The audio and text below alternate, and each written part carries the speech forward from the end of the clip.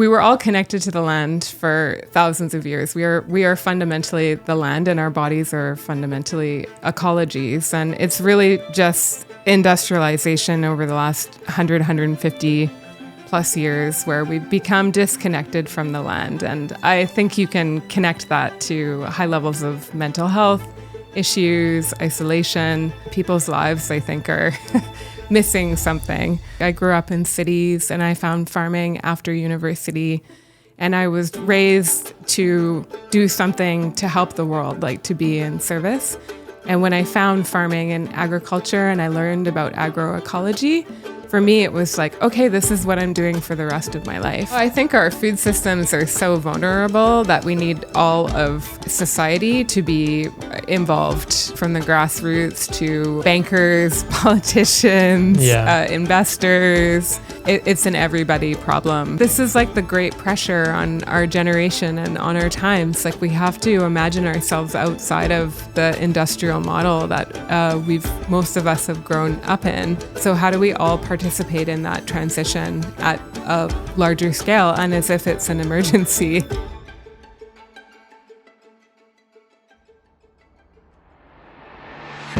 Welcome to the Market Gardener Podcast, where we believe that small-scale farming is changing the world.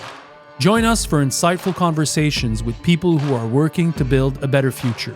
A future with less mass production and more production by the masses. The revolution is in the field. Let's get digging. This podcast is proudly supported by Tessier Greenhouses. Hey everyone, welcome to the podcast. Today we have a really cool guest, somebody that I've known for a long time. How long? I'm going to talk about it as we start. But somebody that has a really cool project going on for a long time. It's Young Agrarians, so it's Sara Dent is our guest. Before we get to Sara, hi Sara. I just want to let you know we're filming this, it's probably going to be aired in May. And it's getting close to the last call to register to Heirloom, the crop software platform of the Market Gardeners Institute. You should really check Heirloom out. It's amazing. You guys will be blown away about all the features that are there. But if you haven't, which I'm sure you have, done your crop planning, now's the time. It's probably the last call. Check it out. And if anything, let's do the podcast. Sara, welcome to the show. Thanks for having me. Yeah. I'm excited to be here. We've been talking about having you on the podcast for a while. I'm very happy to be here in Quebec and to be sitting here, and I'm looking forward to the conversation. Just when you got here, you guys shared, you've been to Frelighsburg many times. You know our community. We have a lot of friends in common. Good friends with my neighbor. Yeah. And you guys go way back. Yeah, we go way back. Maybe 2012? 2012. When my book came out, when The Market Gardener was translated into English, you organized the speaking tour in BC. The Rockstar Farmer Tour. The Rockstar Farmer Tour. She branded that. I was going to ask about that, actually, because I found on your Flickr, yes, a Flickr, people, they are still in existence, that there was photos, of the posters of it said Rockstar Farmer, and what a good branding kind of move of like just an angle to kind of play on, and I thought that was really cool and interesting because now it's not really something that we say anymore. No, it's not. And I will certainly not bring it back. However, all the branding of Young Agrarian and all of that was really you from the start. Young Agrarians, we'll talk about it. There's a lot of people involved now, but, all of that image of being cool and sexy and fun in farming, that was you from a long time ago. I think that's how I pitched Young Agrarians at my annual business conference on Cortes Island. I was like, let's make farming sexy for the next generation. And other people lit up around it. And that was the original concept. Of course, I had been traveling. I had been living and working on farms, and I had been photographing all of the farms and young people on farms and putting everything on Flickr. And at the time, Flickr was really popular. So people were actually... Yeah, people looked at these. People looked at them, and there was a lot of traffic to my Flickr feed. So when I made that proposition to Social Venture Institute, my business network, people bought into it because they had been watching the images for a while, and they had been seeing what I had been up to. Just seeing it makes such a difference sometimes. Yeah, and especially seen like in the good light. Like, like portraits of people that look healthy, they look like they're having fun. It's not, Exactly. we obviously, and we can talk about this, like farming and the work that you do is also addressing not so fun aspects of farming. But when we're talking about, just pushing something into life and pushing something on society, we need to somehow make it look and feel like it's positive. I mean, for me, it was all about love of the land. Like I grew up in cities and I found farming after university, and I was raised to do something to help the world, like to be in service. And when I found farming and agriculture and I learned about agroecology, for me, it was like, okay, this is what I'm doing for the rest of my life. So the photography was about love for the land. And my photos were, young farmers, but they were also compost piles and seeds and digging holes in the ground. And for me, it was all new, like harvesting vegetables or fruits for the first time was all brand new. And I was really lucky because I got to live and work on small, organic, ecological farms. So I was also eating like the highest quality food. Yeah. And I really wanted to share that with people. But yeah, if you go back to the Flickr albums, there'll be like 100 photos of like the earth and plants. And then there'll be like, 10 photos of the actual people who are farming. But for me, that was the way to translate it out to the world, was to get some of those images out to people of the land, of food systems, to try and inspire people to also get connected in any shape, form, or size to the food systems where they live, and inspire people to grow. Chris, before you take over, do you think it could be a good idea to reverse engineer? Go from quickly, what's YA doing now? I was about to ask if just for the elevator speech of Young Agrarians, just so that people know what we're kind of talking about for the rest of the time. Yeah. Sure. Yeah. So Young Agrarians is a network for new and young ecological, organic, and regenerative farmers. It offers free or by contribution programs. Our whole focus is, how do you grow new farmers? That's the question we've been asking since 2012. And our programs are a stack to grow farmers. So we're looking at those who are brand new to farming, the farm curious, to those who are actually ready to go and work on farms, to those who are ready to access land, write business plans, get business mentorship, and throughout all of it, connect to local networks. So we run about 6 different programs, and right now we're in 4 provinces, and we have policy staff right now in Ontario. All right. Yeah, that's pretty solid pitch. Yes. So obviously we're going to dig way deeper into all that, but I thought we would start with kind of addressing the problem that we're facing, because you're there to solve it in some way. To try. Not all of it. I'm not putting that on your shoulders, but you're part of the solution. And so I'll start with kind of a big question. It's the kind that can probably keep people up at night if they think about it too hard. And that's, how real do you think the risk is that we could have a true catastrophic farmer shortage in a short amount of time in coming years? Oh, I would say we're in the last 1 to 2 decades of rundown in farmers in Canada. The last census showed that we were at less than, I think it went from 2016 at 1.7% of the Canadian population farming to 1.3 in 2021, according to Statistics Canada, which has a great website, and you can totally go and nerd out on the data. I highly recommend it. And then when you're looking at young farm operators in 2021, there were less than 23,000 35 and younger in the country. I think it's 8% of the farming population is under 35. Yeah. So when we're talking about growing new farms, I'm going to use the language farm renewal. So the goal is farm renewal, but right now we have farm loss. What do you mean by that? Farm loss is just that from census every 5 years that we have less and less farms per province in general. Quebec is the only province in the country that, as of 2021, showed a first uptick in the number of farms. as well as was able to quantify that Quebec produces and consumes 50% of its own vegetables. So Quebec is actually the leadership in the country in terms of what we would call farm renewal.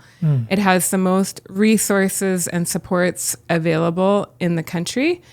And it's part of the interesting, like meeting Jean Martin, like back in the early days, like in 2012, because even though I'd done university at Concordia, like, finished 2003, Jean Martin introduced me to key people in Quebec, and it was through him that I was able to learn about the new entrant or new farmer strategy that Quebec had created.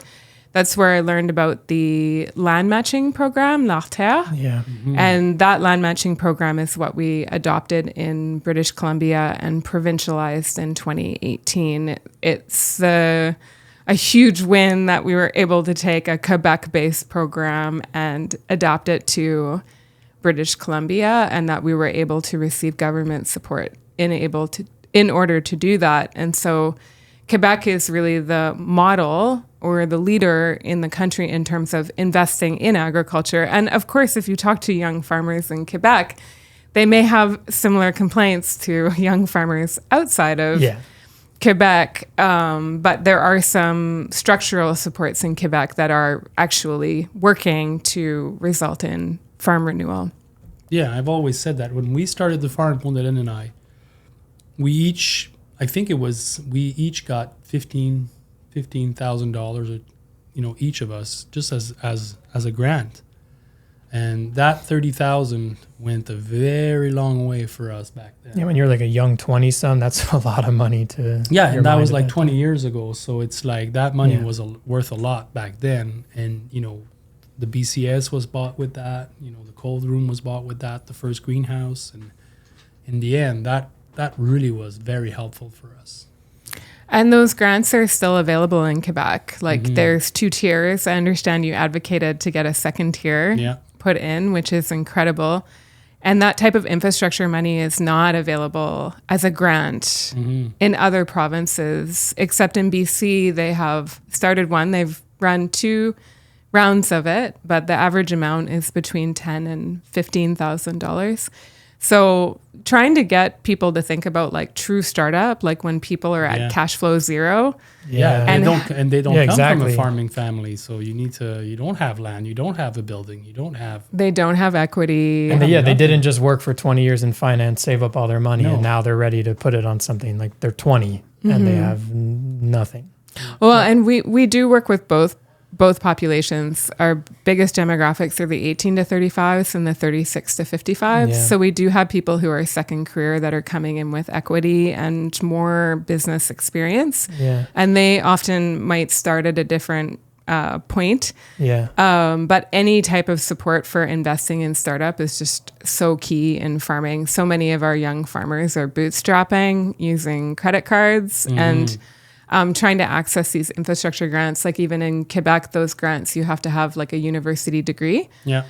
So one of the things that we're trying to advocate for is flexible eligibility criteria. So for example, if you had experience working on farms, that would be considered enough rather than having to actually have like a university degree or something like that. That can be a barrier, especially for people maybe who coming from newcomers to Canada that do have extensive agricultural experience and are here and are wanting to farm.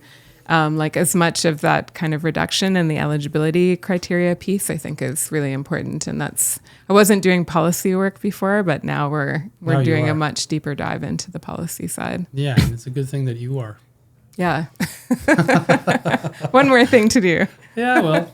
Why does the human element matter? Like, aren't there people that just say, who cares if there's going to be less farmers? We have technology to save us. It's going to be fine. I imagine there are people like this. But, you use the word agrarian for one, which I would actually like you to expound a bit upon that. Like, that's a meaningful, deep word, and I don't think you chose it at random. So if you could piece those two together, why is the human in this important? Why can't just we let technology save the way and only 0.1% of humans are involved in farming? Why is that not the future we want? Well, I mean, we were all connected to the land for thousands of years. We are fundamentally the land, and our bodies are fundamentally ecologies. And it's really just industrialization over the last 150 plus years where we've become disconnected from the land. And I think you can connect that to high levels of mental health issues, isolation, some of these big picture demographics that we have in North America that mean that people's lives, I think, are missing something. So when we're thinking about like should we be connected to the land? I mean, there's so many different reasons for it, but agrarian, that word in particular, is from Wendell Berry. And so Sean Dorey is the conceptual founder of Young Agrarians. He's been farming for, I think, 14 years now. And he came up with the idea of Young Agrarians after reading some Wendell Berry. Of course. And really the terminology, agrarians in the agrarian context of Wendell Berry was about people who are connected to the land, connected to ecology, connected to community. There's a pastoralism related to it, and it's like an ethic of being. Flash forward years later, and I learned that some of the laws that displaced and removed Indigenous people from the lands were called agrarian reform laws. And, there's a kind of like, oh, wow, this word agrarian, it has a lot of nuance, and I think it has different meanings to different people. It's important to acknowledge the history. Yeah. But in our conception of it at Young Agrarians, it's really about people being connected to the land, people being connected to community. And that's how we have been on the land. We've always done it in community. People had big families, and you needed all those hands to manage the land organically. And through industrialization, we're so fixated on efficiency and production that we've lost that connectivity and that skill set to the land. And we've also lost that endorphin loop relationship that's so key to be connected to our environment. So a lot of people are really focused on agri-tech. There's a lot of money that goes into agri-tech. But there's also been, over the last couple of years, so much criticism of that worldview that I think agri-tech now is also exploring more like small-scale technologies. And is it? At least in the where the province that I reside in, BC, where like 80% of farms are small scale. Yeah, small scale. And so, I mean, I like to talk about, in startup, I talk about scale appropriate because I think a lot of people kind of poo-poo small farms. But we really need like scale appropriate agriculture, and globally small farms are the ones feeding the world and the dominant model. But I think there's at least some more recognition that when we're talking about agri-tech, it can also apply to small farms, managing small herds, things, holistic management, rotational grazing, electric fencing, crop planning software, marketing and crop planning software. There's lots of application for it, but it has to be affordable, and it has to be at the human scale for farmers to be able to do it. And even scaled up farms are running on huge debt margins and can have a year that could put them out of business. So technology needs to be affordable. But even more so, I think people know that technology is not going to save the day. Like, in order to have a tech, you need to have a tech operator. Like, there has to be a human that comes with the technology. So you actually can't have them in isolation. And it will be people that save our food system. It's not going to be, I mean, we can use technology in many different ways, but the land is its own technology. Ecology is its own technology. Seeds are their own technology. And things that don't biodegrade that we buy and use in application on the landscape, we need to use them responsibly. So it's an interesting conversation. We could probably spend like 10 hours talking about agri-tech. It's music to my ears. Me and too. I can just imagine Sarah sitting with a bunch of either investors or policymakers that are really not aware of these issues like you and I are. But this is important for people to hear and understand. it feels so obvious to us, but Yeah, there's I a know. lot of folks out there that aren't connected to any of that language. Well, and I think it's because they're not connected to the land. Like if you don't understand how to grow things, like if you didn't go and take like soil ecology or composting 101, you're missing that language. You're missing that connection. And, you know, it's basically like all the people that are supporting Young Agrarians right now, like donors, funders, people that come through, it's because they fundamentally have that connection. Yeah. So that's what's driving them to kind of help make it possible to do the work that my team is doing. But that connection is really key. If there's anything I would promote, it's just whoever's listening to this podcast, if you don't have that connection, like go get it. It's just waiting for you out there to to have it. I want to say something about that because when you said connection to land, connection to community, it made me think back in the day at my farm when someone asked me, so what's your farm about, Chris? Or what's it all about? And all I could ever really think to say was, well, you know, it's about like connecting to the land, connecting people to nature and to community. And I say this and I was frustrated by that answer because it felt like, well, like if you don't know it, it's just like, what do you mean connected? Like it's so broad. Like, what does that mean? But when you feel it, you're like, man, this is really what it is. It's, I don't know. There's something like, there's a reason why Wendell Berry could write an entire book essentially about that, like Unsettling of America. Like it's a huge work of argument towards why people's connection to the land is so incredibly important and how losing it is a disaster. It's a huge disaster. If you look at U.S. population stats, it's like they have the same stats as Canada. I actually did in preparation for this, and they're almost identical. It's like less than 2% are farming, but I think it's something like 7% of Americans are vets. So you have more people who know how to kill than you have people who know how to grow food. And you think of that connection that people are making between vets and the land and doing support work for vets, connecting people back to the land as like a key method for healing. It's pretty powerful. So let's talk about land access, not having capital together, because I think they go together. And also just the need for new farmers as kind of one big envelope of the problem. And we'll kind of work our way through it. Because I want you to school us, basically, because you've been in the trenches with this, thinking about this. I will say that I've always been passionate about the young farmer plight, because I was once a 25-year-old getting into farming, and we were all young. And I think I met the people I farmed with when they were only 23, and they had just started, and I was blown away. I thought this was the coolest thing I've ever seen in my life. I didn't know this was possible. I can't believe these people my age are doing this. And yet, you know, we ran into many of the same financial problems that a lot of people do. So anyway, you say in the Young Agrarians, and I think you say personally, that land access is probably the number one problem. Why is that number one? Well, if you want to farm, you need to access land or space. And basically, what we have is market failure for agriculture. So even Farm Credit Canada, the biggest lender for agriculture, it's a multi-billion-dollar crown corporation. They are publishing, like their most recent publication will show you that we have market failure conditions for agriculture, where the costs of land and production exceed what you can earn farming the land.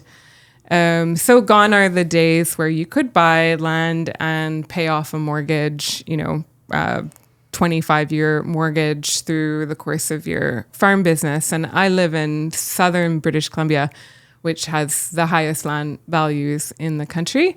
Oh, boy. So we have absolute market failure conditions.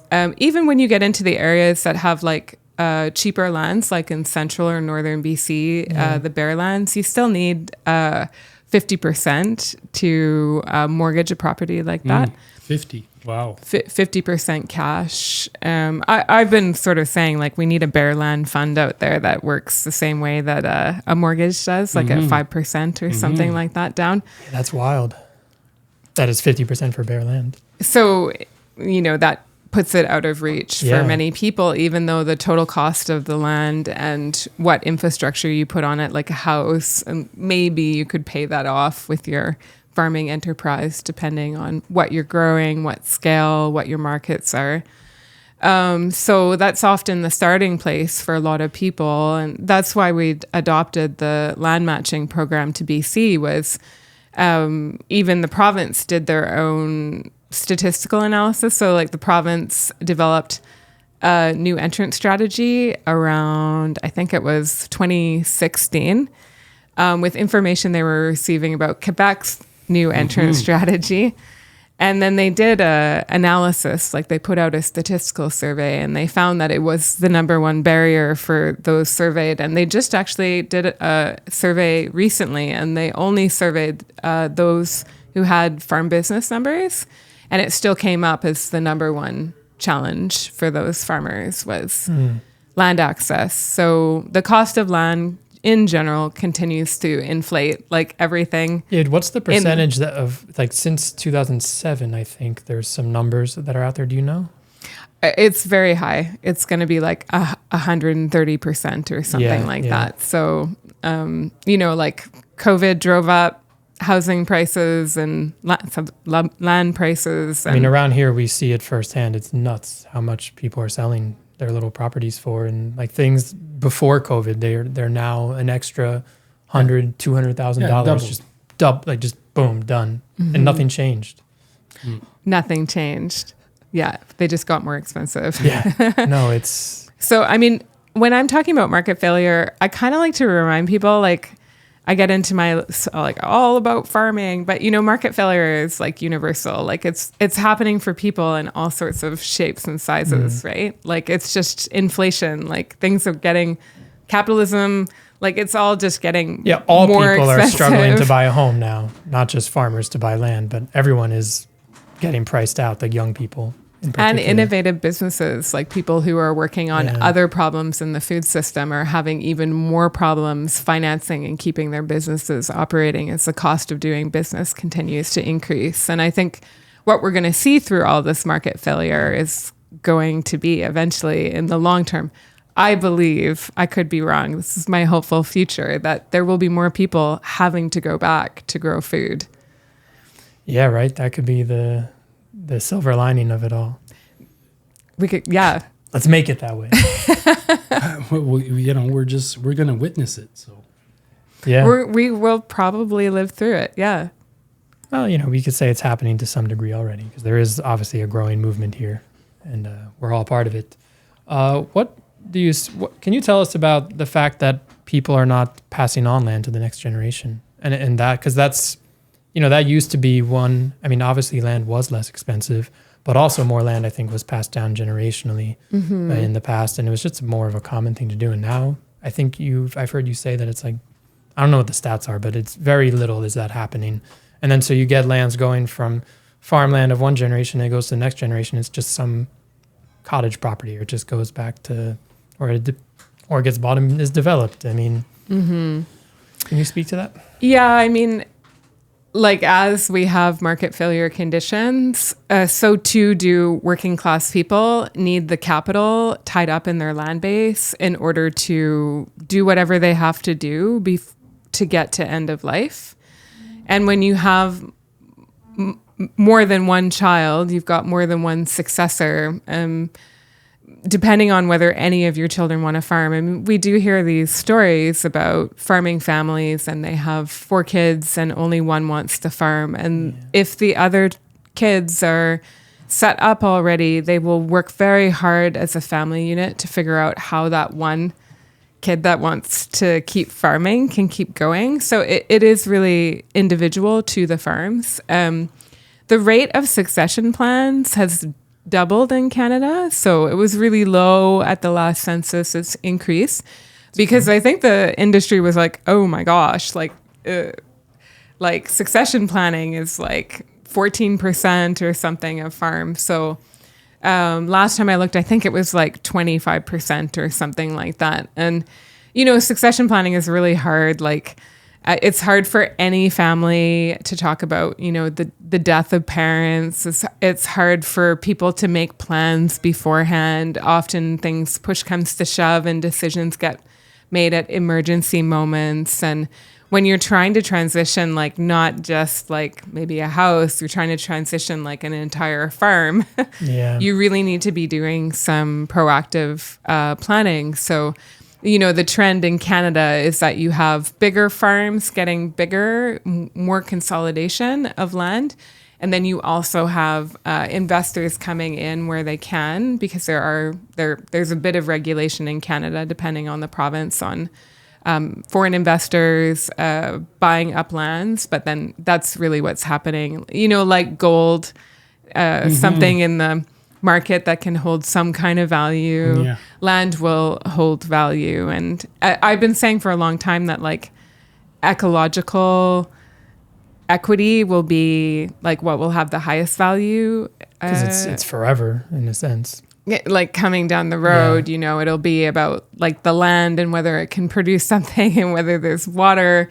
Like that will be the thing that's most valued as we move further into like a climate impacted environment. But that piece there around succession and like low succession, low number of young people that want to farm. I mean, people very commonly, the story is that young people saw their parents work themselves like to the bone, and they don't want to carry on that tradition.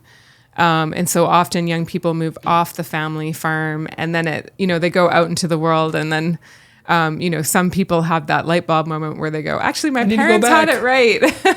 And then they go back. But, there was a national survey done in 2015, and it showed that about 2/3 of the people surveyed were not coming from family farm backgrounds. Yeah. And so we work with a lot of people. We do work with people who are like multiple generation farmers, but most of them are new to farming. Yeah.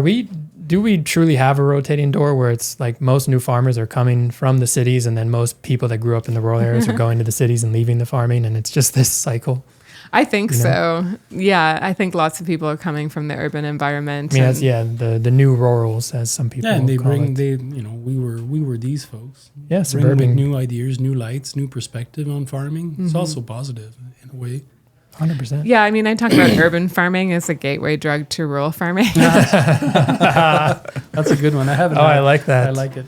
Put that on a T-shirt.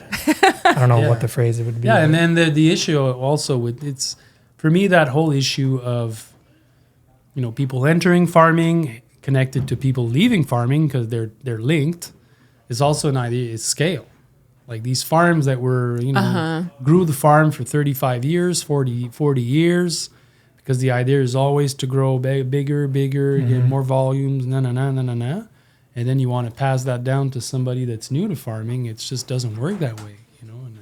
Farms, you should be able to grow it, to scale it, and then to scale it back down when you're ready to retire, so that it's easier for a younger person, inexperienced to. And that concept is so obvious to me, but it's just farming is big. It's always bigger.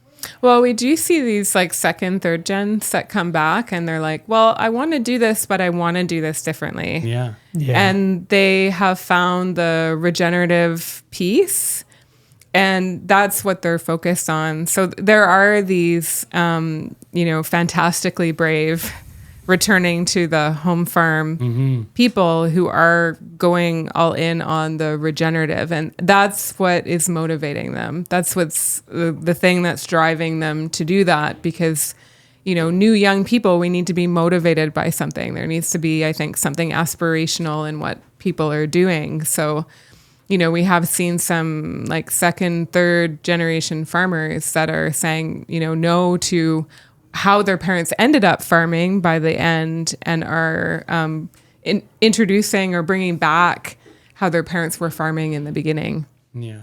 This podcast is proudly supported by Tessier Greenhouses. Tessier has always been one of my top choices for greenhouses and tunnels. For over 45 years, they've been manufacturing high quality and incredibly strong structures right here in North America.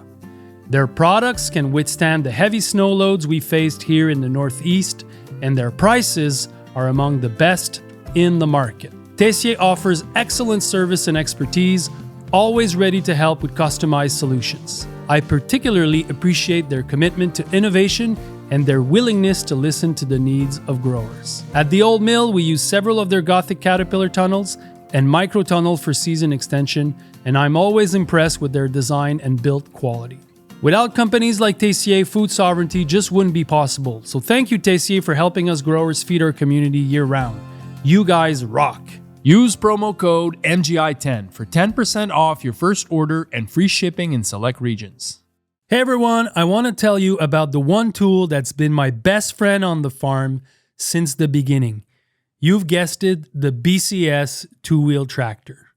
BCS is a compact powerhouse, lightweight, durable, and made in Italy, where small-scale farming is a way of life.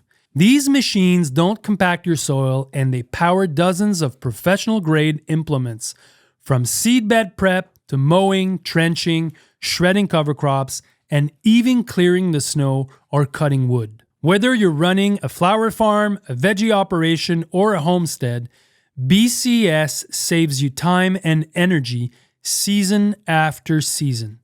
I've used mine for over 20 years, friends, and it's never let me down once. Join over 2 million users in 80 plus countries who trust BCS. Visit bcsamerica.com to explore their full lineup and find a dealer near you. That's bcsamerica.com. I want to talk about some of the kinds of solutions that are already out there, like incubator farms and land trusts and things like that. We'll get into it all, but my first question is, do you think, and I know it's probably maybe it's a moot question, but do you think what we need is more top down or more grassroots change, or is it really just all of the above and everything in between? Oh, I think our food systems are so vulnerable that we need all of society to be involved. So everything from the grassroots to bankers, politicians, investors.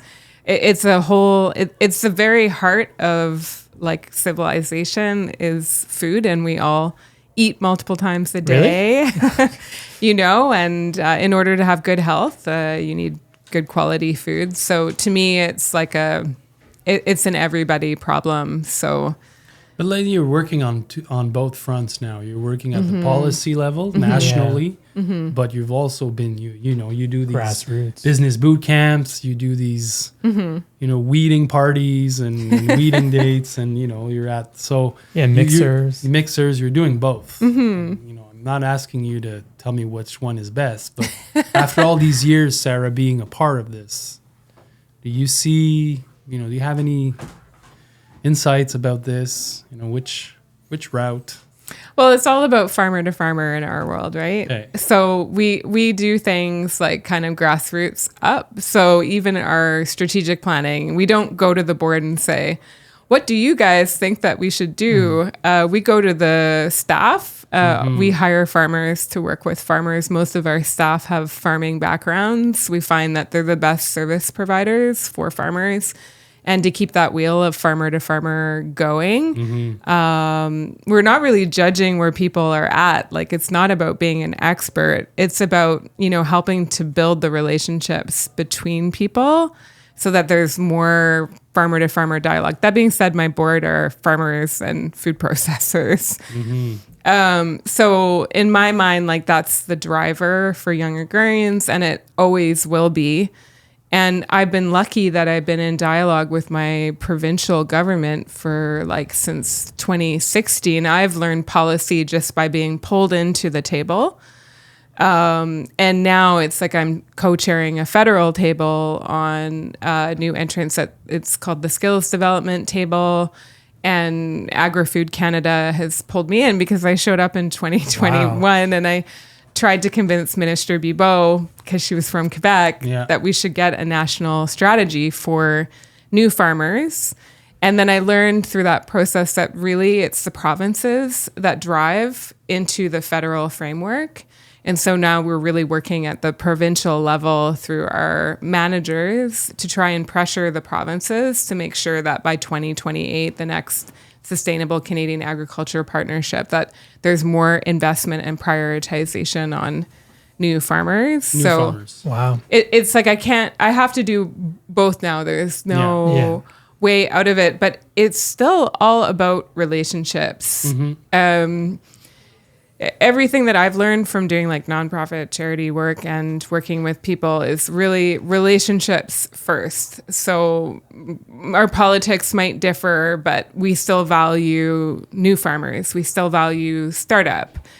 We see value for regenerative, for example, or, ecological is a little bit more niche, but there's some kind of values alignment there. And I'm hearing over and over again from the sector that they're always talking about, like at the government level, they're talking about young farmers, new farmers all the time. And they're asking this question regularly, like, how do we have new farmers? Like, how do we have a future for the food system? This is a really top of mind question for a lot of people right now. What do you think of incubator farms? Are these a pretty big piece? Are these very helpful, or do we need better solutions, you think? Any and all forms of farming are valid. So you need opportunities to try, and incubator farms provide that space. So we run our BC land matching program in BC, and we have two demographics, people who are new, first farm business, and people who have already been in for a while that are looking to either transition onto a new property or to expand their existing farm operation. So we've actually helped people who were like 30 years in and like ready to give up. Like we have seen, there's one story of a rancher that came back and said, "You don't understand. Like I was just about to throw the towel in, but because you found me this property and it's worked out with this type of lease, I will continue farming." So any type of growing is important. And if it's an incubator plot where people are there for like 1 year, 3 year, like I just really encourage people that are like administering these types of properties to be open-minded, like, and don't get too rigid in your structures. If your young farmer needs to be there for 5 years or 7 years, don't kick them off the land, right? Like, help people do their best where they're at. Yeah, everyone counts. Everyone counts. And we've seen farmers at different scales, different timelines. Some of these incubator farmers, like after 5 years, they've outgrown the property. They're ready to move on. Maybe they saved enough money and they want to like buy something somewhere. There's lots of different transition points for people. So incubate away. Incubate. Yeah. What about land trusts? You think it's because when we spoke with Stephanie Wang, we spoke a lot about land trusts, and same with Scott Chasky, and it just seems like it's a bit of a snowballing thing right now, this idea of the land trust and maybe doing this with more land at wide scale. What do you think of that? I think land trusts are a very important strategy for hopefully removing the succession equation on the property. So if the land is held in perpetuity and for the purpose of conservation and for the purpose of its vocation, like ecological agriculture, for example, like it's key. Like we colonized the land, we carved it up into land titles, and we need some kind of exit strategy for that system. And so why have to buy and sell and buy and sell and buy and sell and buy and sell? Like if you're in a position where you can actually put land into trust and perpetuity, then you're helping to conserve a piece of farmland. So yeah, I'm a big fan of land trusts. They take time. You need to be at the table with the right players. You need a good strategy for the land and succession on the land. Because even when you take the land out of that, it will be sold paradigm, you still have the problem of, can people be there for the rest of their lives? Do they have housing? Yeah. What is your strategy? You still need a succession strategy for the land trust to make sure that you can bring in new energy and new skills and that you have enough like housing and you can do end of life care for elder farmers. So we're involved in a lot of those conversations through the land matching program, because while we work mostly on leases, we also did a participatory research project with our team to get them to learn about things like vendor take back mortgages and co-ops and land trusts, so that if we have people interested in doing that, our land matchers can help with longer term facilitation, and they can gain the skills as table negotiators for these bigger transition pieces. So right now I'm working with, I won't name names, but I'm working very specifically with a property that's very key to my own history, and I'm trying to support with a housing co-op. So while they've, the land will never get sold, they have had to go through this end of life scenario with farmers on the land. And it's been hard to bring in new energy because, there's people end up like kind of in a state of poverty because they're not building any equity. So what are the lower barrier equity propositions for these properties? So we're looking at, is it a housing cooperative with a community bond structure? Like we're really nerding out on like what is the alternative capital model for that property that would still allow people who are low income to come in, but also allow people who've put a bunch of sweat equity into the property to be able to exit and have something coming out on the other end. Wow. Have you heard the hospital analogy? Steph Wang told this to us, imagining if we treated growing food in farms similar to a hospital, whereas like a farmer could show up to work at their hospital. They grow their food, they're experts, but they don't own it. And it's not necessarily government owned either per se, but it's a very different kind of, have you thought about that at all? I love Stephanie's analysis. We worked on a blog on Young Agrarians together. Where she did that with you, right? Yeah, we passed forward this idea, and I was like, Stephanie, you're only in Quebec would you? Perennial gardens, was it? Well, I loved it. She was basically saying, like, let's get the land out of having to transition it so that people don't have to, like, reinvent the wheel every time and start a new business and build up cash flow and cut down trees just equity to start and this infrastructure. Like, what if farms had, like, viable transition points that would allow you to, like, better turnkey and have people better supported and not having to burn out? Because that's the main problem, is a lot of people are starting their businesses and burning out. And I mean, previously we would think that you would break even after 5 years. Now the feedback that I'm hearing from the sector is people are not getting to break even until year 7 or 8 because of inflation. So Stephanie's got like this really kind of innovative way of looking at, like, farms should just be part of our public service and something that doesn't have to pass hands, and that can provide more stable benefit for the people that are actually working the land. It is really interesting to think about those kind of, I guess they seem left field to a lot of people, but, like that analogy, or what if, parks also had farms but you were just hired to work for the park as the farm. I don't know. There's so many other things that we barely ever, I don't know. There's so much room for innovation. Yes, for the hospital. Yeah, they're jobs. They're jobs to be had in farming. Yeah. And suburbs, like collective, like using all that space that's often just nothing in suburbs. That's one thing that I saw all these years training young farmers at FQT Farm.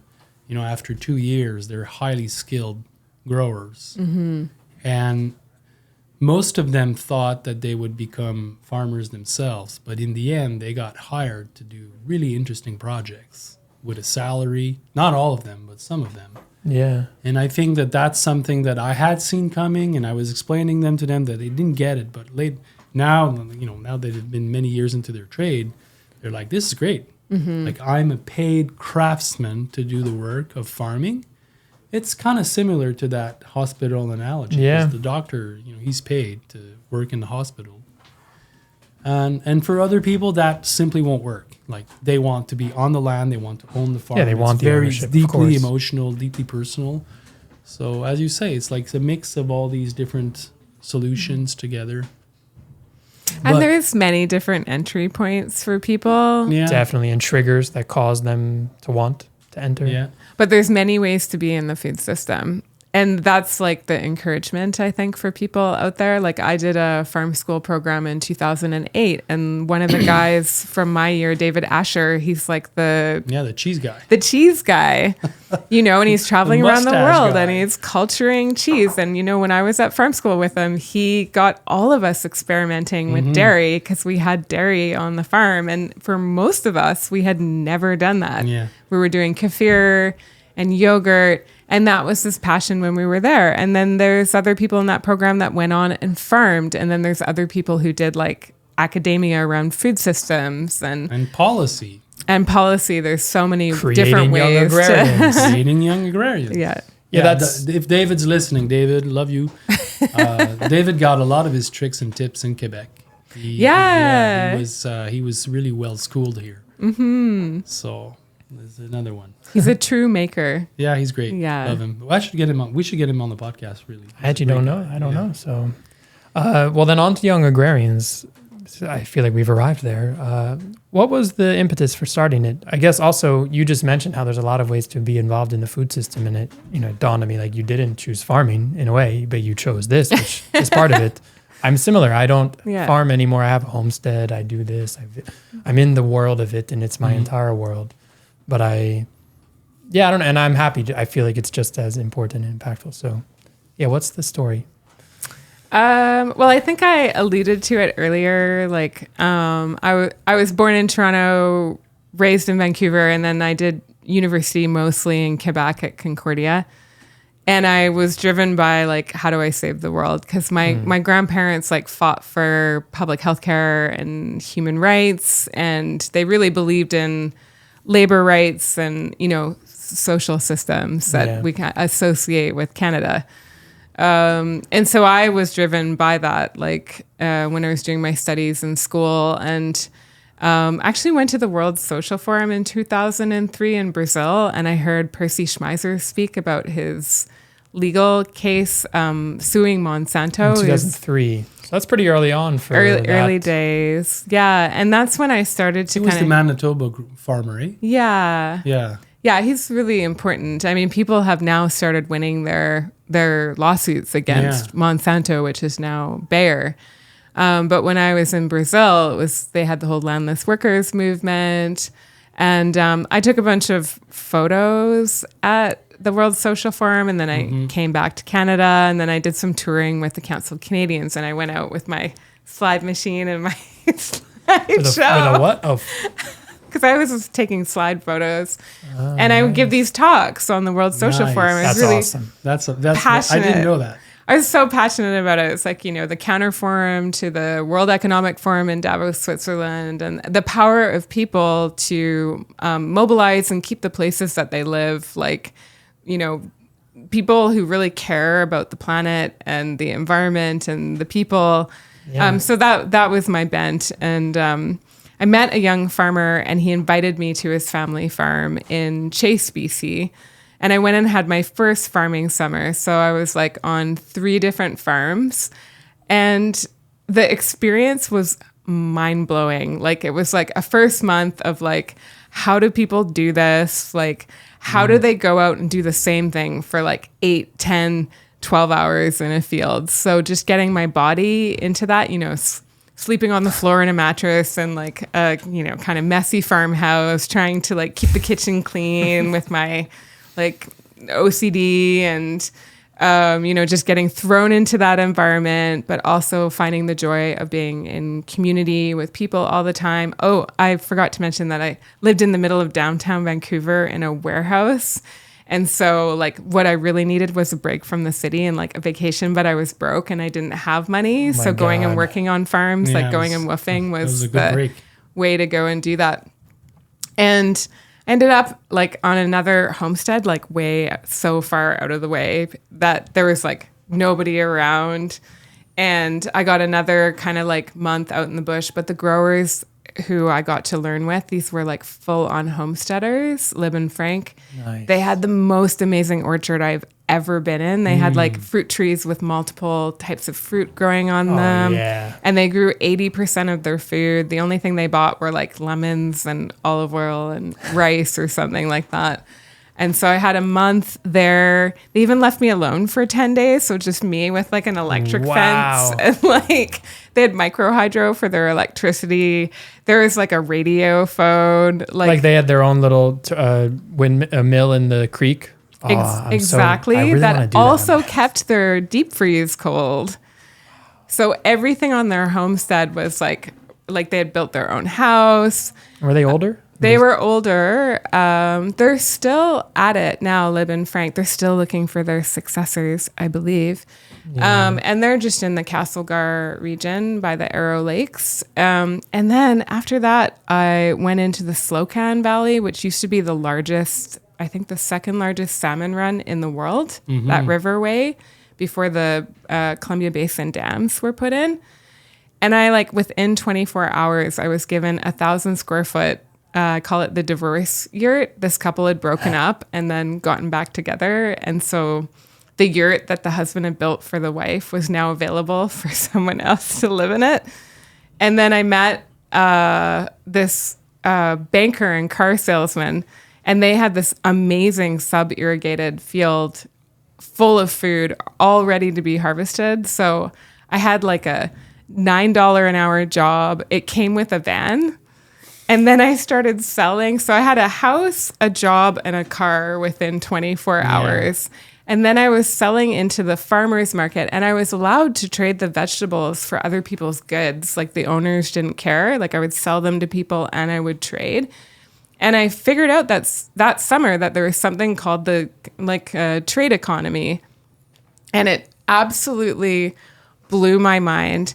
And then I think I just didn't have money to stay out in the country. And I went back into the city, and I went back into my urban job, running my photo studio and working for nonprofits. And then I got into the Linnea Ecological Garden Program in 2008. Okay. And I left downtown Vancouver and went and lived in a Airstream at the far end of this 316-acre land trust on Cortes Island. And I had been going to that farm for these youth empowerment programs in the summers. So I'd been learning community-based facilitation at those camps, and I was exposed to a big community of really creative adults. And so the whole focus of Power of Hope is leadership development for youth and adults through facilitation.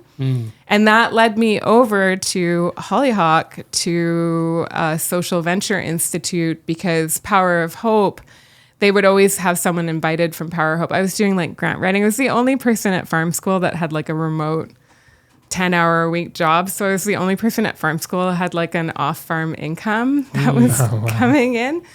And everybody had to work while they were doing the program. People were landscaping and doing other things on Cortes to pay for their $2,500 tuition to the garden program. Anyway, that all basically built up to me getting exposed to a business network, learning all about ecological agriculture, getting a really good foundation in ecological agriculture, because we studied everything from Masanobu, Fukuoka. Yeah, one straw. To biodynamics, to biointensive. We learned the basics of soil and composting, but in an applied theory program where we were learning and reading and doing at the same time. That also came with an 8-month permaculture design course. Jeez.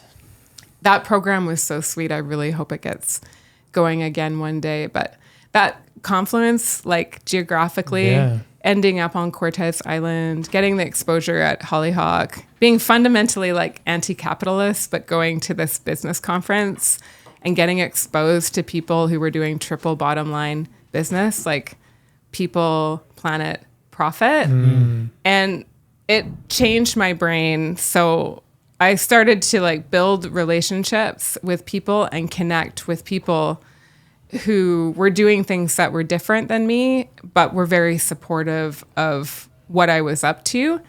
And then eventually that led a few years later to me pitching this concept for 30 seconds during what's called Marketplace of Ideas. And then the first in businesses writing checks, Van City wrote a check and Salt Spring Coffee wrote a check. And I basically managed to farm for 5 years. So I exchanged my labor for room and board. I did a half year in Mexico because I was obsessed with subtropical permaculture and I wanted to learn that. And I did teach permaculture design courses for a couple years in the inner city of Vancouver. And then, Sean Dory convinced me to like start this much bigger project back in the day. And I remember telling him like, I don't want to be a nonprofit administrator. Yeah, la. Too bad for that. 14 years later. So 14 years. So that's so the start is 2000 and 2012. 2000. Wow. So I pitched it like September 2011. So when we met, it was the start of Young Agrarians. Yeah. Yeah. I had to find a charity. Like I literally had to find a charity because the checks had to go to, they were like donations and then it got growing and I still dream of one day not being like a nonprofit administrator. Yeah, well, but you'll look back and say, this is a good ride. I'll never regret sure. doing this. For sure. And Do you want to tell us where it's going next? What are the plans for Young Agrarians moving forward? We're expanding. So because we're tied to grant cycles, we're constantly like we work in like 1 year, 2 year, and 3 year grant cycles. So we only can see as far ahead as those grant cycles. But yeah, we've expanded to 32 staff. We're running multiple programs across Western Canada. It's possible that we could truly, our e-learning is national, our website national, we can do grassroots events nationally, but our apprenticeship training program, our land matching, our business mentorship network, those programs need like more money, more resources in order to operate at national level in new places. So I want to hear you on something. Like we hear now that there's cuts in the U.S. federal government. Are you hearing that some of your colleagues are getting defunded or something like that? Yeah. You're hearing some of that? They are. They absolutely are. One of Young Agrarians' biggest donors is down in California. And we're actually pretty concerned because we kind of saw this on the horizon. We still haven't experienced any cut to our funding specifically, but a lot of the groups in the States that I'm in touch with, they scaled similarly to Young Agrarians, and they started working with a lot more government money. So Young Agrarians is half government, half philanthropy. Okay. And we use the philanthropy to cash flow the government money, which is reimbursement funds. It's like the most stressful money that you can possibly get. So a lot of those programs down in the States, like that gained traction and started scaling and started getting those government grants through the Biden administration, which was very much invested. Massive cuts have come through. So a lot of those nonprofits, like some of them will be able to keep going at reduced scale and some of them will definitely stop operating. It's going to change the landscape. Fundamentally, it will. They're basically de-investing from their own farm renewal and their own landscape regeneration. And there will be massive, we can't talk about what's happening in the States right now without acknowledging that there are massive impacts and there are thousands of people that have died since Trump's come into office. So nonprofits losing their funding is like pretty small compared to some of the things that are happening there. But it's our reality, so we can talk about it. We're here. We're like right next to Vermont, and and we hear. I see stories a lot online of just farmers that have lost their. Just the NRCS grants for tunnels and stuff. I think I've seen mixed things from different people, but some people have said like, I don't think I'm getting the money back.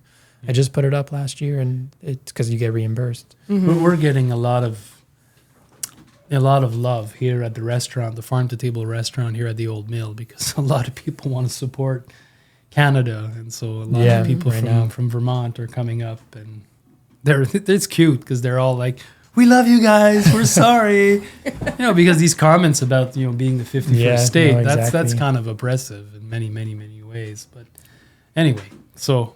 Yeah, that's politics. It influences even what we're doing, even if we're radical young kids doing different things. Well, that's why we're doing it. Yeah. Yeah, absolutely. I think we're in like really strange times right now. And I don't know if there is a silver lining. I'm not sure if I want to use that to describe it, but that isolationism will lead to more investment in our domestic markets and our domestic food systems. Like right now, they're working on even just reducing like interprovincial trade barriers. Yeah. So in British Columbia, there's a whole buy local, buy BC, and our Minister of Agriculture has done a lot of work on trying to get better local food from like institutions like hospitals and stuff like that. You know, blueberries took a huge drop, and then the minister went and figured out that, well, the blueberries didn't need to go to the States. They could get used by BC hospitals. Yeah. So figuring out those supply chain changes is These are like nice challenges. really, really, really key Yeah, right and now. stuff like that is a lot of it's just supply chain, because we're sending the same crop. They pass each other on the plains and highways to go to the airplanes just because it was easier for the person to, you know, with their distributor to, you know, the way that just the way it works, like, which is crazy, of course. Like we all know this. It is crazy. And like recently I saw there's now in BC, there's like a huge greenhouse operation focused on year-round strawberries, right? And it's like, well, actually, you know, like we're talking about agri-tech, like that's actually pretty cool, because if you're going to bring them up, well, like might as well use technology to just grow them year round. Strawberries are pretty easy to grow. And It's so funny that you bring that up, because I'm a strong advocate against that here in Quebec. Because I've been showcasing how to grow in winter greenhouses, unheated greenhouses. of course. And then that don't leads need to millions showing of dollars why to is do all the this. government putting money in heating these vertical farms growing strawberries in the winter when we don't need fresh strawberries. But anyway, I get it. Like, And I totally agree with you. And I think that is the argument against it for sure. Yeah. But anyway, it's interesting, and I think these projects, they'll lead to something that it's going to be eventually more in tune. I think there's this curious kind of like crazy mindset of we're doing this and it's working, so it's exciting. But then in the end, you're like, Yeah, what if we could grow all of our food in some huge dome? like like let's just freeze these strawberries in the summer and then use them in the winter. There's so much education that needs the to old happen. way. It's incredible. That's why we need a lot of players at the table, right? Yeah. So I think that's really key, what you're talking about. And to like encourage people new to farming to kind of understand there's a way that you can add value in the system without having like millions of dollars for greenhouses. Like there are ways to grow and do the winter growing and do the freezing and preserving. I guess one of the places that you talk about urban farming being the gateway drug. This is one of the best quote I've heard on this podcast. And I think it's true. All the people that are high on hydroponics because they're on YouTube and they're watching this and then they're thinking I can do this in my basement and then I can scale it and then they don't get the soil part of it. That's one area where I'm like, oh my God, I wish they would understand how farming outside is really what you'd want to do. They didn't read Wendell Berry yet. Yeah, and I wouldn't want to like go on them and say, you don't get it, but I just feel that soil part, that soil and outs, what you just described, your journey into life because of farming. That's yours. Yep. That's the part where it has a lot of but good stuff. At the same time, like people are experimenting with their own home scale technologies. And you look at people who are doing these container farms in the north where people are paying way too much money for produce, like so much money, it's dizzying. And these containers are providing like an option for people to do fresh. Do you have a name for those? In the winter. I mean, I think there's several different projects happening in the north with the containers. So like I read a lot of science fiction. So I think, we get too caught up in like the different methods. And of course I want people to fundamentally understand soils and be soil builders and like compost their waste and But there's all of that kind of stuff. And, you know, there is something like the flavor of a strawberry grown in a tube without soil, probably not going to be as good as the flavor of a strawberry grown in soil with terroir. Thank you. You're close. Don't worry, I'm not the best. But it's kind of cool that people are experimenting. Yeah. It is. Before my next question, I have to say, you said in your story, Airstream, yurts, dirty kitchens. I think you covered it all. You have the experience because those three things, I'm like, oh yeah, I picture that in my journey like 5 different times. Each one of those things, you know, just they pop up in this world that we have, don't they? Mm-hmm. Are you getting an Airstream? No. No. That could be nice. Why me? Yeah, because we could send people over to your place. Oh, I see. Oh, they could just go in the woods and camp. Yeah. You know, Jay, my experience farming at JM's property at La Grenadette with Modelin was so rad because I was like, oh my gosh, I have my own little bunkie building here. Yeah, in the woods. And wow, people in Quebec swim in ponds. Yeah, naked. There's a too. pond that you can go and swim in and like, oh, the communal kitchen. And wow, everyone's really serious about the meal making here. and the kitchen's really clean. It was actually one of my peak experiences Oh, a clean kitchen. That's impressive. being on a farm. Like I was blown out of the water that I had my own little space. Yeah. I want to ask you about how you conceptualize this idea of growing farmers. Particularly, you know, use the word growing. I think there's a reason for that. It's the nice analogy, right, to a plant. Could you take us through the farmer journey of growing a farmer from, you know, a seed? Maybe it's the farm curious. I'm not sure, all the way to the harvest. People often ask me what I do for a living, and when I don't want to explain the whole thing, Farmers. Yeah, there you go. I tell people that I farm farmers. So we talk about people who are farm curious. So reaching them on the internet with content that makes them excited about other people growing food, farming. So the farm curious. And then like the way we look at it is basically you find your babies online and then you get them together in real time so they can be together with other farming and food systems people.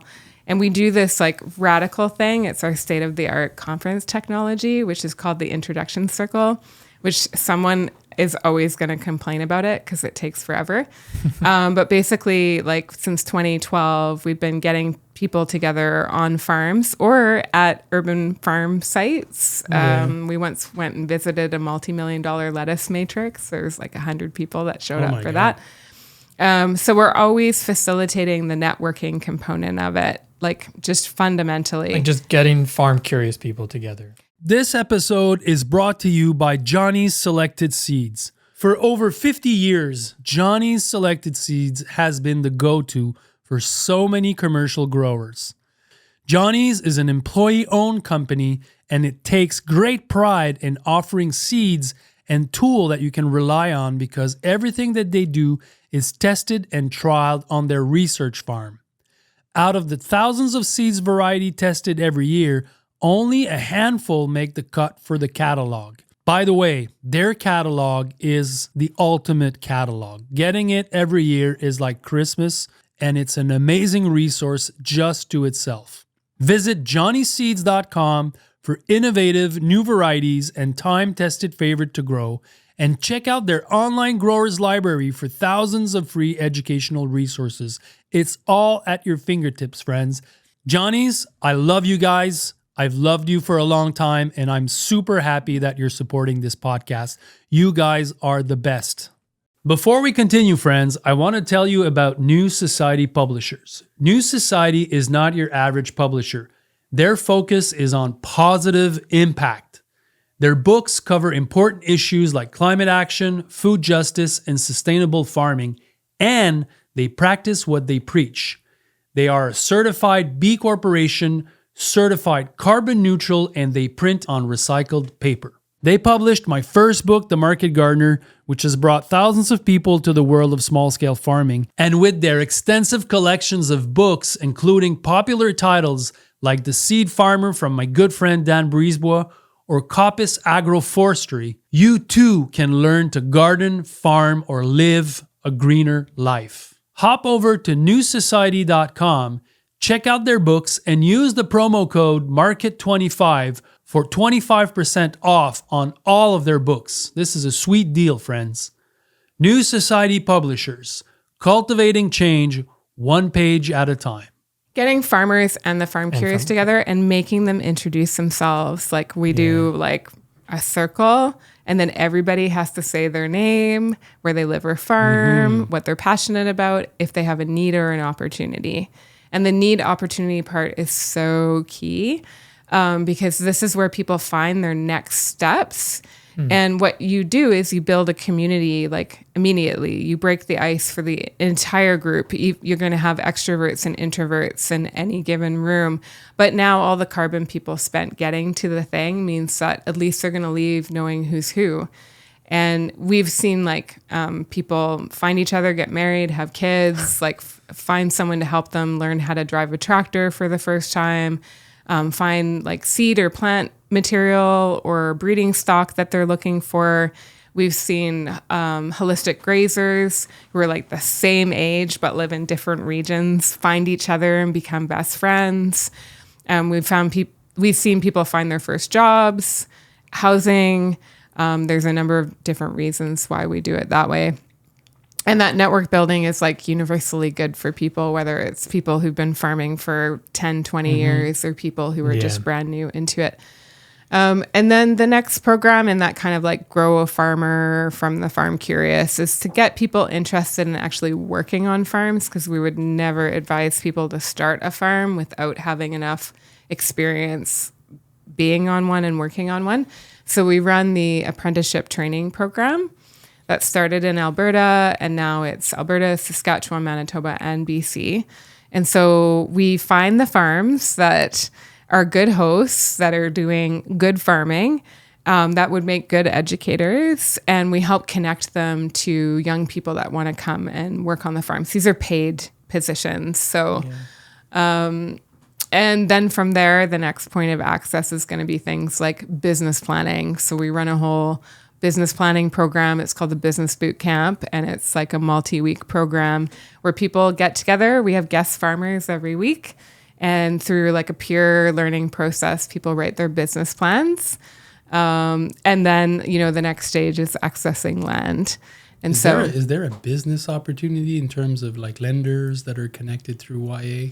We are talking to people who are like capital access points on a regular basis, because our farmers are always looking for money. They're looking for grants. The number one thing they're looking for is grants. We do have a whole blog on grants on our website and wage subsidies. But then people are also looking for lenders. And so that's part of the policy work that we're doing right now, is that a lot of people who don't own land can't collateralize lending. So it's really hard for them to get lending. And so institutions like Van City that do run these like micro loans, they're catchment restricted. So we're always having to look for capital for people depending where they are geographically. I was asking you because one of the organizations that I know and work with in France, it's kind of like YA in many ways, or some of the things that we have here in Quebec. No, it's not Terre de Liens. It's Ferme d'Avenir. Okay. And they also have a program where they create these micro funds, but they also invite people to lend. So good. And it's really exciting because a lot of the farm supporters, they have some capital and then they're lending some of it with some return. And it's creating these microloan programs for these farmers. And it's that part of the puzzle I find very interesting, to have people that are empowered to help in that way. Back to the policy. So Nova Scotia has FarmWorks. And so they have a community economic development investment vehicle, which is RRSP eligible. So FarmWorks runs a loan fund, and people put their RSPs into it. And then they have a modest return on those. Nice. Which is your retirement for U.S. people. I guess it's your pension, your retirement savings, your RSP. Your retirement but savings they don't use plan. that language in the U.S. They've got other things. Yeah. But the same concept of it's your money for your retirement. They have more radical investment vehicles in the States, and they have better loan programs. So the States actually has types of programs that we would like to have here. But the Yeah. money you need to operationalize them and make them legit, you have to work. Each province has its own securities commission. So it's not a homogenous security regulation for Canada, which is why we have these provincial pop-ups. So the big one in Quebec is FIRA. FIRA. Oh, I've never heard that. You've never heard of FIRA? No. Oh, okay. What do they do? It's so amazing. Paul Lecomte, I met him years ago when we were bringing the land matching program over from Quebec. So Paul has been running both a loan fund to get people working capital who don't have collateral, and also a lease to own program. So FIRA will buy the property, and then once they'll lease it to you, and then once you've got up and running, they can do a lease to own with you.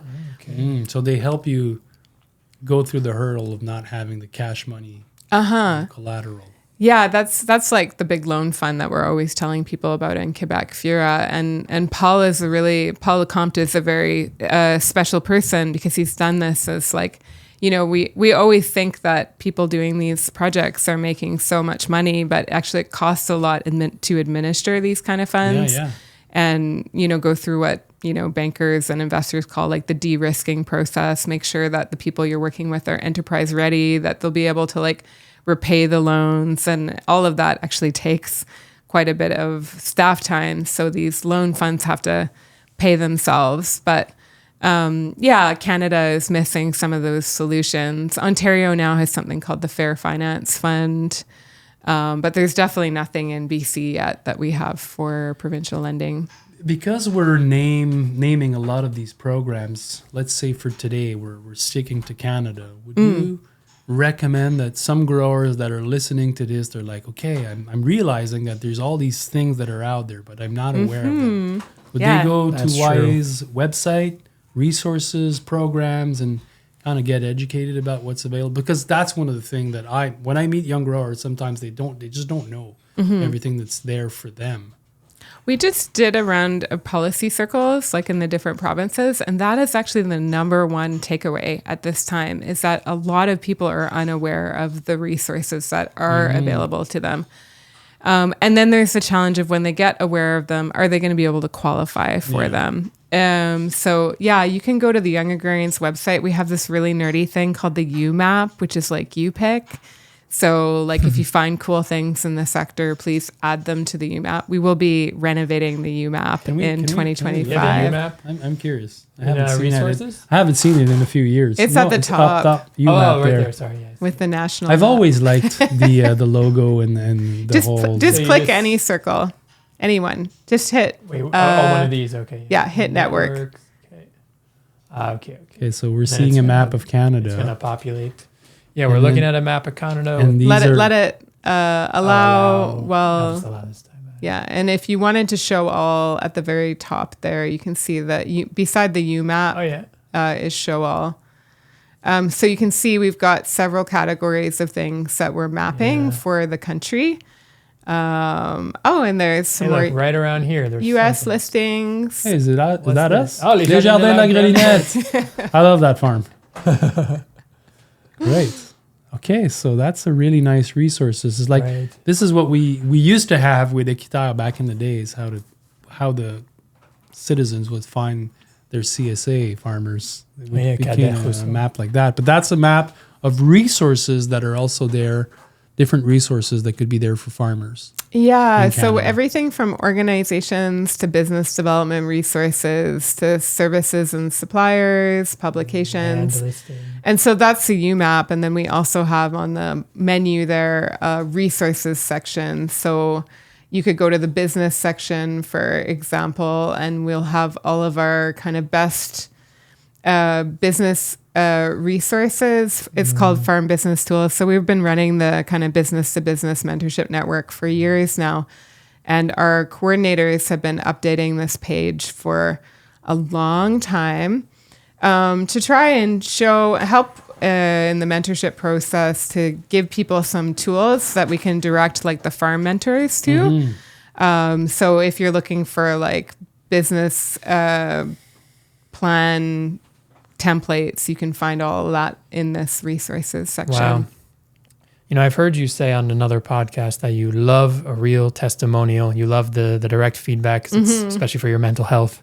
And I can relate to that. Do you have a success story or two that stick out to you that have really done that for you with this farmer journey, let's say? Well, I mean, like we just did a policy jam in Parham, Ontario, which was super amazing. And there was a young farmer there from Alberta that basically told us like he wouldn't be farming without Young Agrarians. So it's actually really surprising to me when I meet people. Another young farmer from Manitoba, both the people I'm thinking about right now are like newcomers to Canada. Same thing, like has, taken every Young Agrarian program that applies to him in the area that he's in. And then I, was able to talk some more. He's asking all about BC.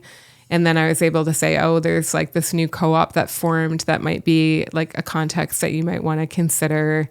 So we do a lot of like just switchboarding, like networking people out to like opportunities or resources. And it's kind of like every week we get something adorably cute from somebody. Like maybe they're writing about the business boot camp and they write a whole testimonial there. Or I was telling you earlier about that rancher that stayed in farming. Yeah, that one.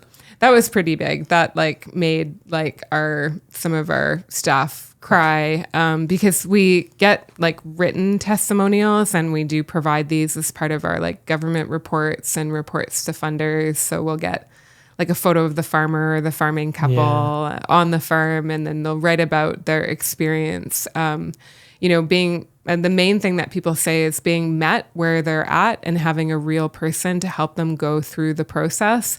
And then to be able to have something practical at the end of it has been like the most rewarding part of the work that we've been doing over the years. I think it's keeping most of the team going because working in the sector is like hard, and sometimes it feels like social work, and people go through pretty big stresses and changes. People come and go, and so having a real live person that can actually just be like, oh, you're at this stage in your journey and we're not judging you for where you're at. We're not treating you properly because you don't have like a super credit score or something like that. We're just like, okay, like what is the on-ramp for you? Very cool. If you imagine the ideal future in your mind, let's just call it in 20, 30 years, if Young Agrarians has done everything it can and the movement has continued as we all want it to and are working at it, what are some of the things you see in that picture? I mean, statistically, if we could have farm renewal, if we could see an uptick both in farms and farmers for the future, if we had like really resilient domestic markets with like tons of buy local, more and more places that were like pridefully showing their local farms, local producers, and also like really caring about how the food is grown. I think that that's so key. Like if we're going to get in front of climate change, we have to have so much climate adaptation in the landscape. I don't talk about climate mitigation anymore in terms of agriculture.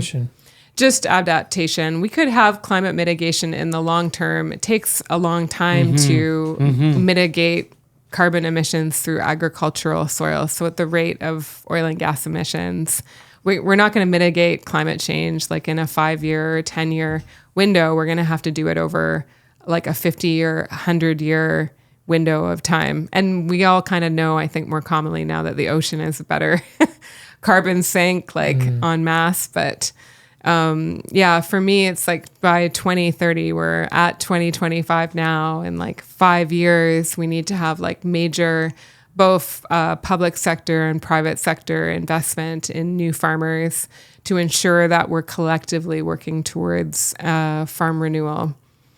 And then, 100 years past that, wouldn't it be nice if we had mitigation? My goodness, yeah.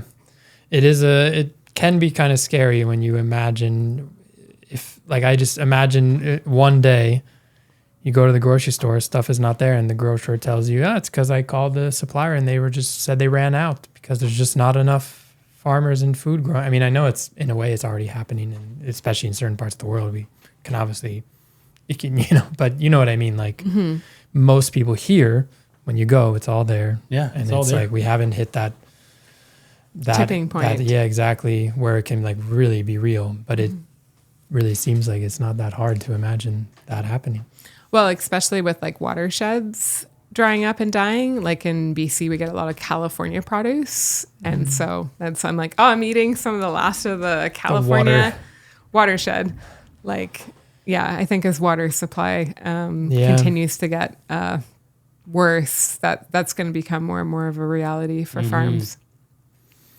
Rapid fire. Anyway, and yeah, was that a bad note to end on? Right before you talked about the future, we're going to hope for. I think that's part. It's part of why we were still doing this also. Oh yeah, because we're aware. Yeah, it used to be for lifestyle and community, and it still is. But now there's like this higher purpose. We're like, okay, this is moral obligations to be righteous about this, to try to influence. And because it's what you're saying is like what I believe also. Like it doesn't mean that we had a bright present or bright past that the future is going to be bright. Yeah. There's no guarantee about that, And technology is not going to save us. No, technology is, might be what destroys us. It might be what destroys us, and it's part of, this is like the great pressure on our generation and on our times. Like we have to imagine ourselves outside of the industrial model that most of us have grown up in. Yeah.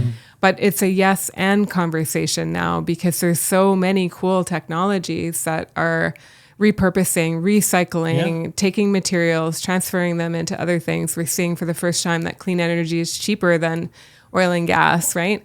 So how do we all participate in that transition at a larger scale and as if it's an emergency and that we need to really be focused on it now? And I think we can't bury our heads in the sand. It's not about like, just wishing things are different or spiritual capitalism. Like we can't bypass the work that we have to do in order to like revitalize the places where we live. It wasn't appropriate technology. It was.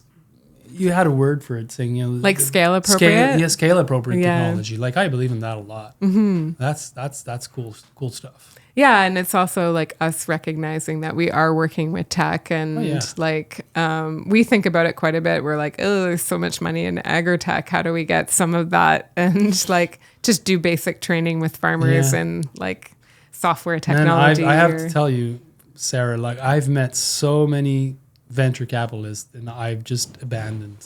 Like I'm just doing my stuff now. I don't think venture capitalism is like where it's at, but it might be in like social impact and social finance. I'm not sure if the two worlds have actually fully come together. Sometimes I look at the work that, let's say, YA has done over the years and the work that the Market Gardener Institute is also doing. It's like, why isn't people lining up to fund these organizations that are really doing some real boots on the ground work? Mm-hmm. Like, I'm surprised that we're in many ways kind of still... it's surprising for me. It's hard to build organizations. Like, and this is one of the things, like, you realize, like, government is, like, it's like the biggest corporation, and we're all, like, lifetime shareholders in it. It's like one of the biggest businesses that we have, and we're paying our taxes into it. Like, we're shareholders of it, right? Yeah. And then running a small organization and watching it scale, I'm like, oh my gosh, we've got 32 staff. I'm burning out. Other team members are burning out.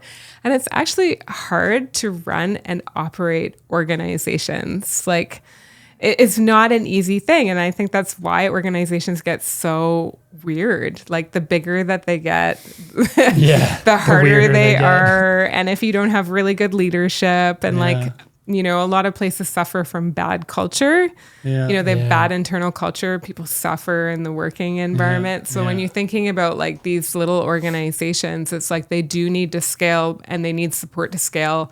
And we need to like try and do it well if we can. But it's hard to be an operator. I think it's our society, it's our culture that needs the healing. Because, talking about her again, Stephanie Wang, when she came to the podcast, she said, farmers, they're notorious because they exploit people on their farm because they exploit themselves. You know, they run themselves down to the ground. And it's just like, man, it's like we need to have productive lives, but also healthy lifestyles and non-toxic relationships, you know.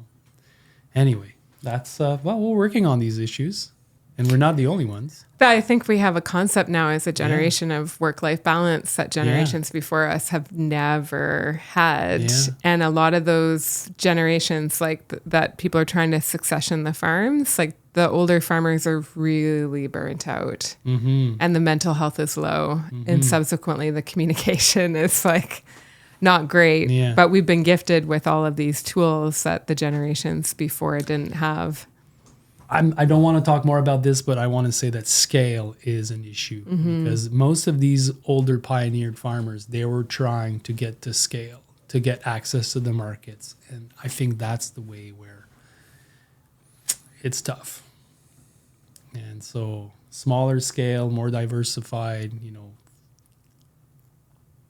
having markets that are not run by big corporations where we buy our food, that's all part of the solution moving forward. Local economy. Let's do rapid fire. Do you know Yes. about rapid fire?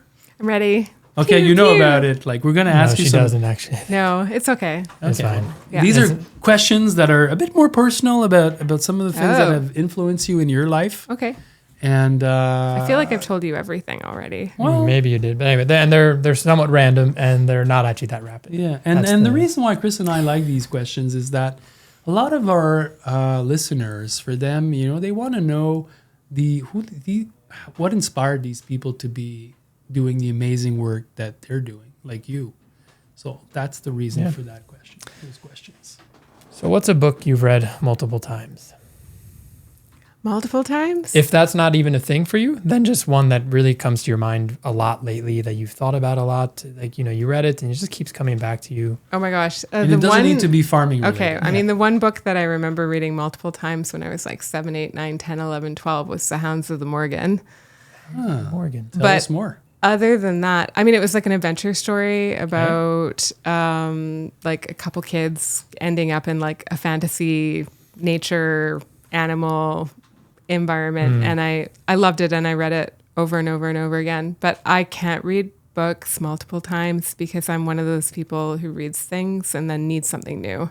That's I'm fine. like very curious. Yeah. I've been reading a lot of science fiction lately. So, what's something that's been coming back in your mind a lot? You think about it frequently. I've been reading a lot of Kim Stanley Robinson, and I've been thinking about like quantum physics and Okay. the space-time continuum and eventualities and my own inner perspective around time not being linear. Ooh, yeah, that's deep. Love it. Not surprised, It's Sarah. awesome. This is great stuff. Kim Stanley Robinson writes all about, he's got one called The Ministry for the Future, which is now, takes I feel place like now. I've heard of that. Ministry for Such the a good Future. read. And then after university, I read his series called like Red Mars,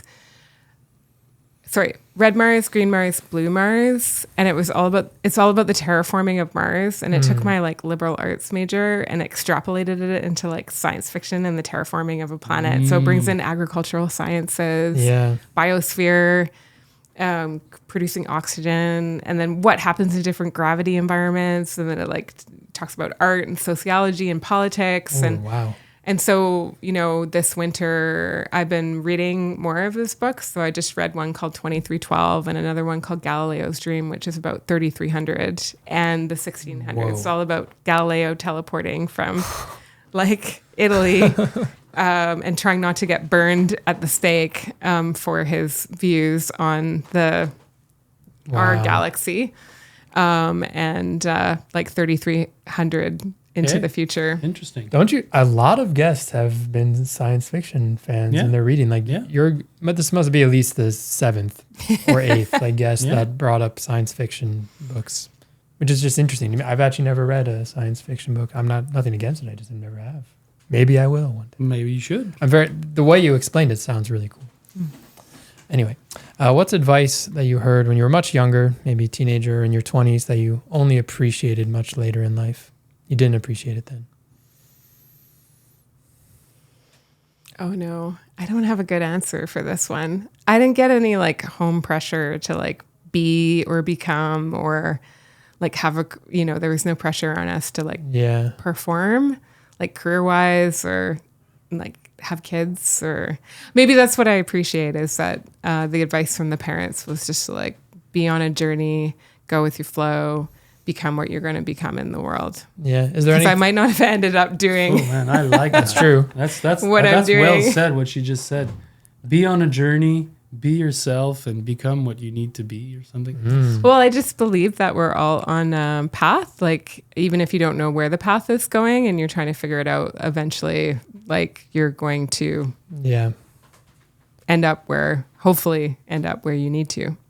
Was there anything you thought in the beginning of Young Agrarians that, or like something that someone told you, you should be doing this, you need to be doing this, and then at the time you ignored it, but later you were like, oh, maybe they were right? I mean, we were avoiding doing policy at the beginning because there's other policy organizations, and we just wanted to be like as farmer facing with programs as possible. Yeah. But now that I'm doing policy work regularly, I'm like, oh, I think we could have built a stronger policy engine in the beginning, the same as like the National Young Farmers Coalition in the US. Mm-hmm. Yeah, that's kind of not necessarily the equivalent, but something similar to they've scaled. They've got like 40, 50 staff. I hope they still have 40, 50 staff and they haven't had their funding cut, but they're a very inspirational they're a nonprofit model. Right? Yeah. Mm-hmm. What's advice that you give often to people, if anything? I think on the kind of like tip around, like a lot of people are like figuring out their own mental health and nervous systems and like how they work. And I think a lot of us are trapped in the feeling bad cycle. So like dwelling on your self-feeling bad? Like I feel bad because I'm ADHD, or I feel bad because I'm neurodivergent, or I feel bad because I'm highly sensitive, or I feel bad because I suffer from depression. And so a lot of it is just like, actually, if we accept the way that we're wired, we accept our genetics, like high sensitivity is something that I am like, that's how I'm wired. I had no language for it until my late 30s. Now that I have language for it, I am way more regulated as an individual. And I can empower other people by talking about high sensitivity, sensory processing sensitivities, and support people to regulate their own nervous systems. And so one of the things that I remind some of the people that I connect with regularly is like, it's okay. You don't need to feel bad about feeling bad. Like, a lot of this, like I have a lot of friends that grew up with, like in religious households. And so they had a lot of ideas about what was bad and what they should be doing. And, I think as people getting better mental health and having less depression, it's like supporting people with more of like a positive psychology framework. Helping people accept who they are and their bodies, and it's okay to have bad feelings, that kind of thing. What are people not talking about enough?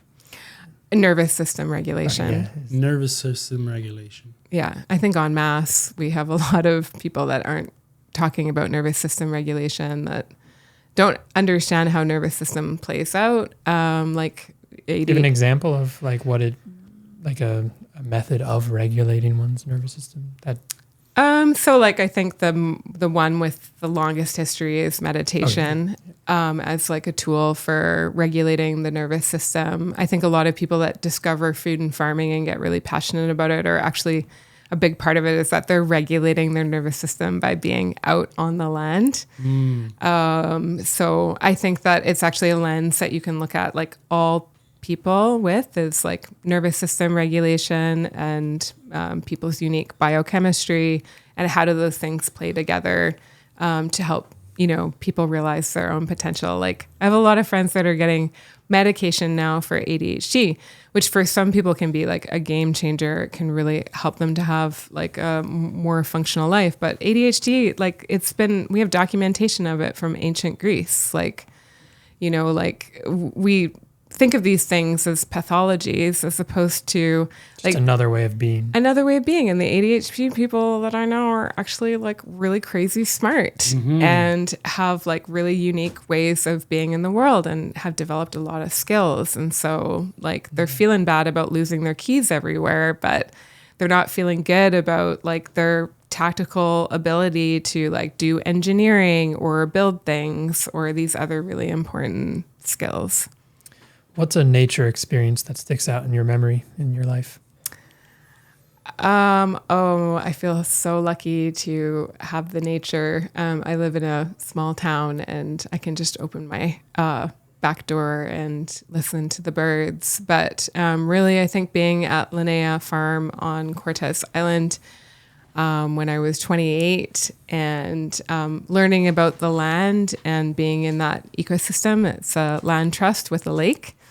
So that is my strongest connecting point for a land-based experience. Yeah. What's the great, difficult decision you made that was really hard at the time, but just turned into something better afterwards? Okay, so when I got into farm school, I had a photo studio in downtown Vancouver, and I was really torn between the photography work and like I didn't see making a living doing photography as like giving back enough.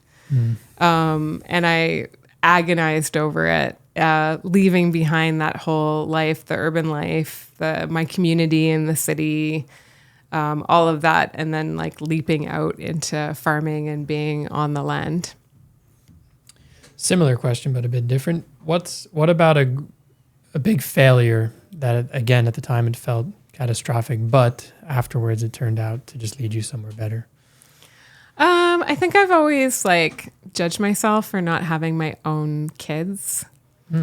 And now I think of it as like totally okay because I've met so many people that don't have kids. And I have a friend who does have kids that often reminds me that we all parent, even if we don't have our own children. Community parents. Yeah. And it always makes me have a little warm fuzzy in my heart. And, but I do like have moments where I apologize to my grandparents who have passed on and my ancestors for not carrying on the line. Yeah. And what's something that you're really maybe obsessed with even at the moment? Something that might surprise people they don't know, just something different that's not anything we've spoken about so far, perhaps. Just something else. Fun fact. Yeah.